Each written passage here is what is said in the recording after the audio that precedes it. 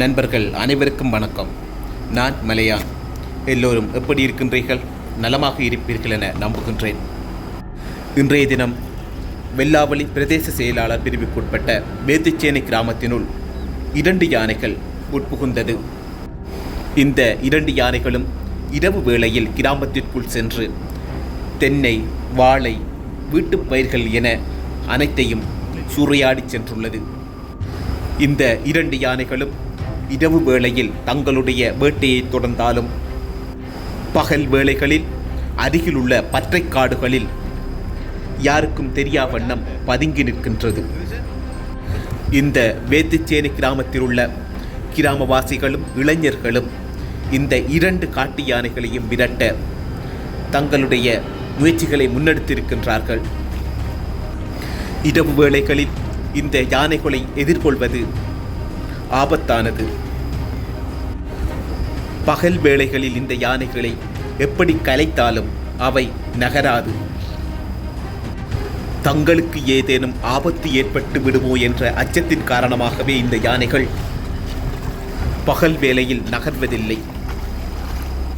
இதன் காரணமாக அவற்றை அப்புறப்படுத்துவது மிகவும் கடினம். யானைகளை இங்கிருந்து அப்புறப்படுத்துவதை தோல்வியுற்ற கிராமவாசிகள் வனஜீவராசிகள் பாதுகாப்பு திணைக்கள அதிகாரிகளின் உதவியை நாடினார்கள். இந்த கிராமவாசிகளின் கோரிக்கைக்கு செவி சாய்த்த வனஜீவராசிகள் பாதுகாப்பு திணைக்கள அதிகாரிகள் உடனே சம்பவ இடத்திற்கு விரைந்தார்கள். இந்த கிராமத்திற்கு ஒரு புறத்தில் ஆற்று ஓடையொன்று ஓடிக்கொண்டிருக்கின்றது. அதை அடுத்து வயல் நிலங்கள் காணப்படுகின்றது. அதையடுத்து முட்கள் நிரம்பிய சிறிய பற்றை காடு ஒன்று உள்ளது. அந்த காடு தொடர்ச்சியாக செல்கின்றது. இந்த காட்டின் வழியாக சென்றுதான் யானைகள் இருக்கின்ற இடத்தை அடைய வேண்டும். அதனையே தாங்கள் காணொளியில் பார்த்து கொண்டிருக்கின்றீர்கள். இந்த முட்புதர்களுக்கு இடையே செல்கின்ற பாதையானது மிகவும் ஒடுங்கியதாக காணப்பட்டது. இதனால் இந்த முட்கள் இதன் வழியே சென்ற அனைவரையும் பதம் பார்த்தது.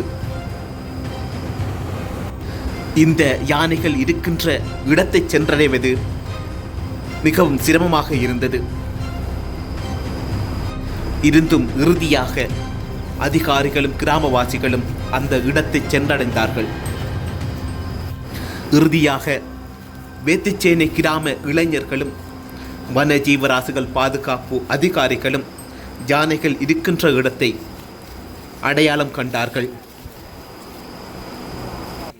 முதலில் யானை வெடிகளை பயன்படுத்தி இந்த யானைகளை இங்கிருந்து அப்புறப்படுத்த முயற்சித்தார்கள்.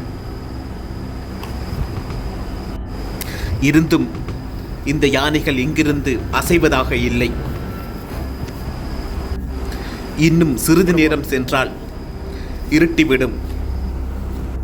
பின்னர் இந்த யானையை இருட்டில் கலைப்பது சவாலான விடயமாக மாறிவிடும். அதன் காரணமாக எப்படியாவது இந்த யானைகளை இருட்டுவதற்குள் அகற்றிவிட வேண்டும் என இளைஞர்களும் அதிகாரிகளும் முயற்சித்துக் கொண்டிருக்கின்றார்கள்.